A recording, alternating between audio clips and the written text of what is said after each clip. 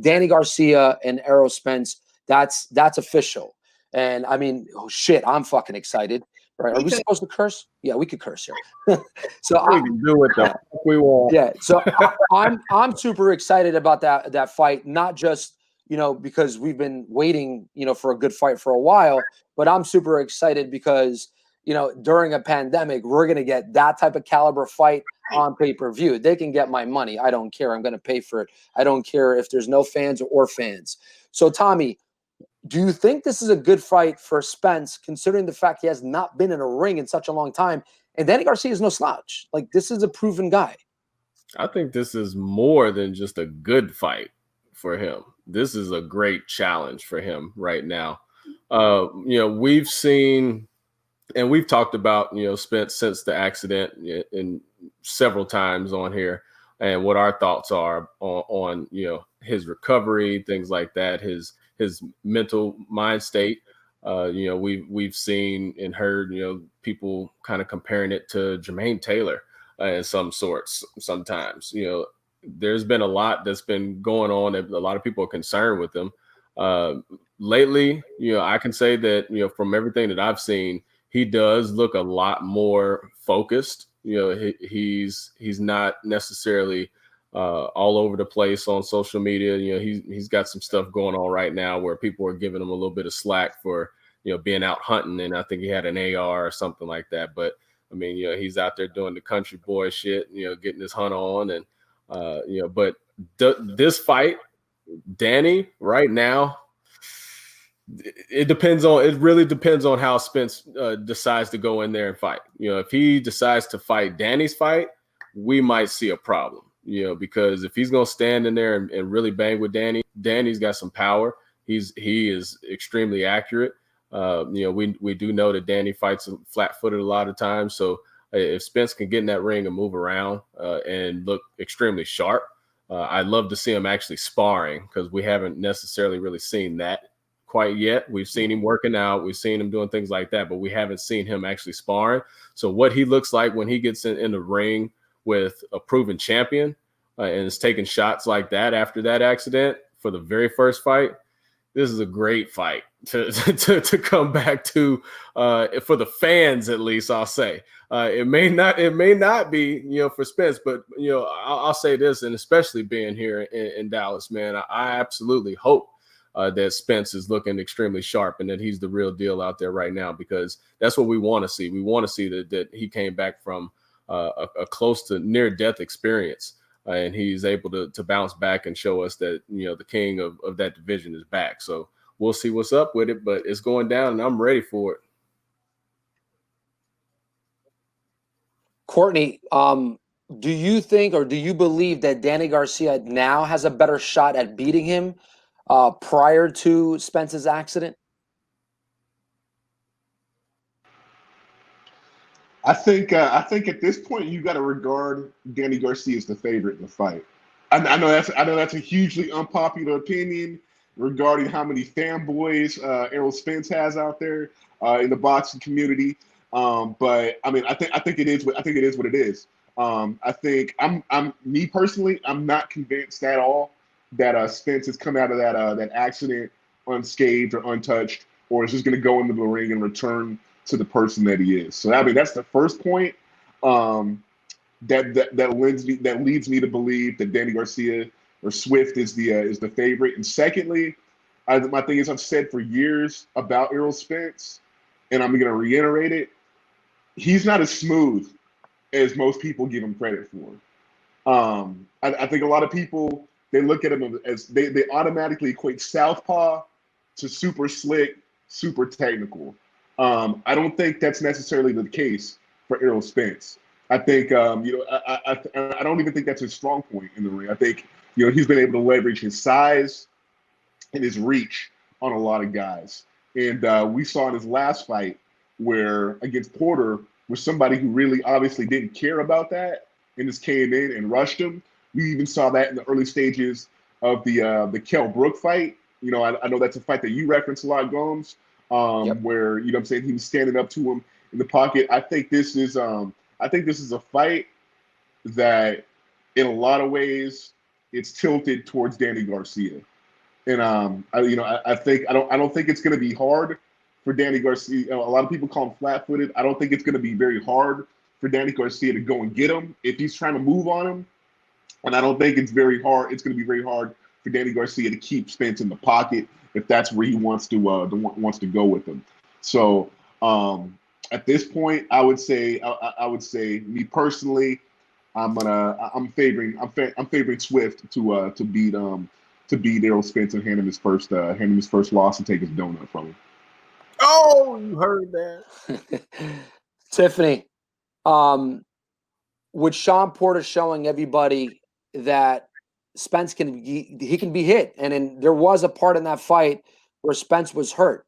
Do you believe that this new version of Spence is not a better version than before? And if so, do you think that Danny could beat him? What is your prediction on that fight? I'm kind of leaning more towards what Courtney said. Prior to Spence getting into that accident, when they brought up Danny Garcia fighting him, I was kind of like, nah, Danny gonna lose. Nah, this is, it's a wrap for him. Like, just don't even try it. I wanted him to fight Bud right away. And so then after this, when they brought it up, I'm like, I gotta give Errol his props. He didn't come out to take an easy fight. Dan, like you said, Danny is not a slouch. He got some power. And I thought it was risky, to be honest with you. I'm like, this is a risky ass fight for you to take on your first. We don't know. I have no idea. Everybody, I hear different things. People that I know that are in Errol Spence's camp is saying that he looks good, but nobody's seen him sparred. I don't know that he's good. I don't know what he's looking like, to be honest with you, but I can tell you that, I have some beliefs about his outside of boxing, outside the ring behavior. I know Danny stays in shape. And so, that could pose a problem for Spence, in my opinion. But I'm excited for the fight. I want to see it. I'm kind of scared, to be honest with you. And I'm rooting for Danny to win, but I want him to lose only because I want him to fight Terrence Crawford. I know I'm biased. I'll be honest with you. I'm rolling with Danny on this one. I'm just going to do it. That's cool. And you're obviously a huge boxing aficionado. You watch a lot of boxing. These are two guys that you and I have spoken about a lot in the past 2 years. Who do you think is going to win that fight, and why do you think they're going to win, or that person is going to win? I'm with Tiffany, by the way. I need that T-Bud Errol Spence fight. I think that's the fight that needs to happen. That's the dream fight. Mike, we spoke about this. I give the only advantage to Danny because if Errol happens to be damaged goods, if that first dog fight with Sean Porter really affected him, and of course the accident, I'm not personally the biggest Danny fan. I think he's a one-trick pony. That's my personal opinion. He has a devastating left hook. But I think if Errol Spence fights a very conservative fight and he doesn't get into a dog fight with him, I think it's a clear decision for Errol Spence. I think he just has much more in his toolbox than Danny. Now, Danny has a lot to lose. Prior to his last fight, he was on a 2-loss streak, right? To my understanding, Thurman, and then Sean Porter. Right, I was at that Sean Porter fight, and listen, Porter roughed up Spence. It's very possible Danny could do the same. I just never really seen Danny in that type of dogfight where he's really bringing it to somebody. I feel a lot of times he just fails to pull the trigger. And I think if he did, then, he could really make a statement. The kid has tremendous amount of power. And listen, if Errol is still feeling the post effect from his car accident and the fight before that, Danny very well may be able to hurt him. But I think still Spence takes him, man. I'm going with Spence. If I'm betting the house, I'm still betting on Spence. Gotcha. Good points. D-Rock is on a private chat on Facebook. He says a loss for ES for Errol Spence doesn't mean he can't fight Bud. And D-Rock, I have to disagree with you. I think that if he doesn't, there's no reason why Bud's going to fight Spence if he loses to Danny Garcia. I think at that point, Bud moves on. And a lot of people are they're not like everybody's salivating from the mouth for that fight. And if he loses to Danny Garcia, that tension, that demand for that fight goes down dramatically. I'm not going to want to watch it. I probably would rather watch a Bud versus Danny Garcia fight over, you know, a Spence fight. And here's the reality. If we all know that prior to that accident, there's no question that Spence beats Danny Garcia. There is no question about that.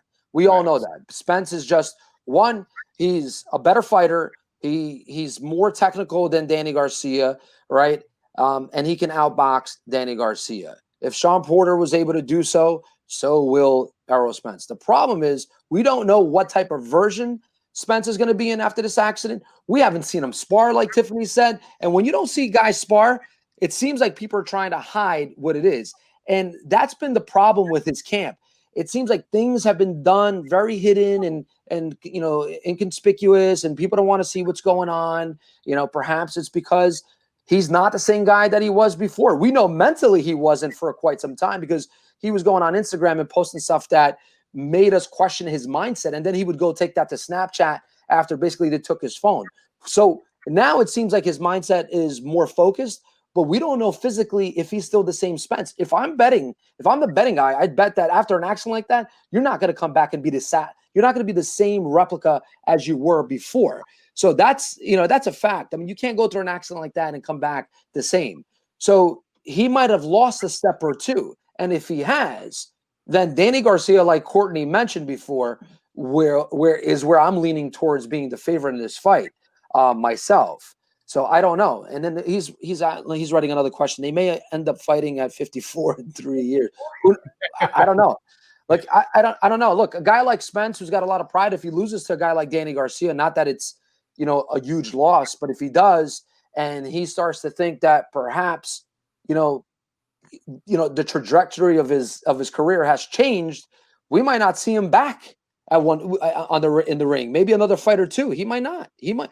The psychological effect of losing to a guy that you could beat every day of the week, including twice on Sundays against Danny Garcia, that psychological effect could take a huge toll on you. And we've seen it. We've seen a lot of boxers who have not been able to recover psychologically after a loss like that. And in my opinion, I think that's going to be a huge psychological loss for Errol if he does lose. Now, if Spence comes back and he hasn't lost a step and he's the same guy that he was before, then Danny Garcia, he's going to have another loss. You know, and look, you don't have to put your head down to a guy like Spence. If he's coming back the same way as he left against Sean Porter, which I think Courtney, I kind of already knew that was going to be the type of fight that he was going to be in, a dog fight, because you know how Sean Porter is not a great boxer, but he is like a Tim Bradley type fighter. He's coming in shape, and he's coming in with a lot of desire to win. That's something nobody can knock Sean Porter for.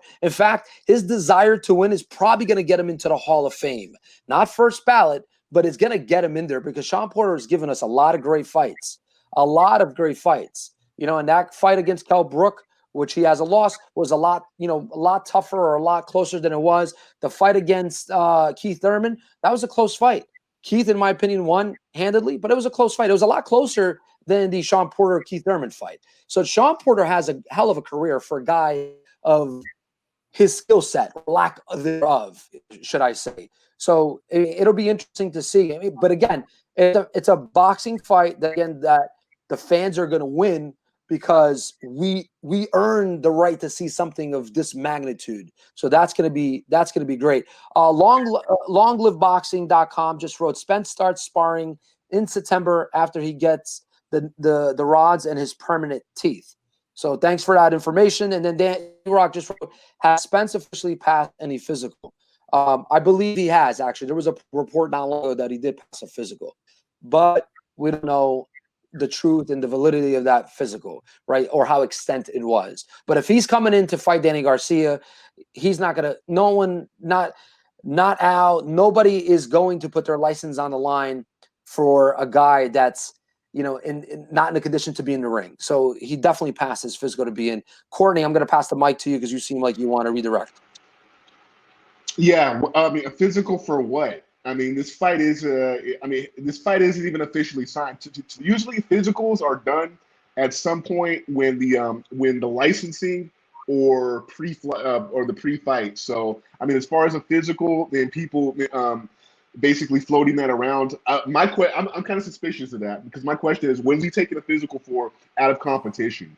So I mean, I think the answer to that is really not definitive right now. Especially in that, you know what I'm saying, the fight isn't even officially finalized, you know, between the two. Even though they've agreed in principle to take the fight. So I mean, I'm not saying anybody's lying or whatever, but you know what I'm saying, I'm saying as far as people floating it that like, yeah, he's passed the physical, no, he hasn't passed the physical. I don't know. That for me, that raises a red flag because I mean, there's really, as far as the question of a physical, there's been no reason for Errol Spence to take a physical. So I mean, I think that continues to shroud the question kind of in mystery as far as where he is as far as his physical condition or what the lingering effects have been of that car accident. And great valid point. You know, there has been that mystery, and that's the problem I have with, you know, calling Spence the favorite coming into that fight. So, like, I agree with Tiffany and all you guys. I have to give Danny the nod as far as being the favorite. But time will tell.